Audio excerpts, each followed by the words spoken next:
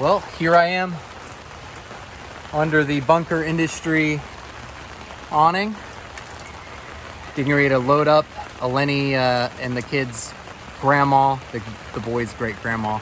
Let me kind of show you how helpful this awning is. One note I will make is you do have to be careful that water doesn't pool on top of the awning. For this setup, with the ground the way it is, all it took was one guideline, because I did have some water pooling right about here. With this one guideline, just pulling down this one corner allows it to drain off very well. And on this side of the car, we have almost total access and protection from the rain. And we are gonna carefully help Eleni's grandma get up on that box and into the car. I got the seats a little bit wet, but we're ready to load her up.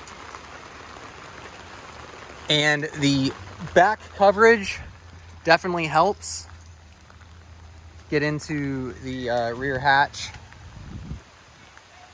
You can see, get up here, you can see the rain pooling off the awning.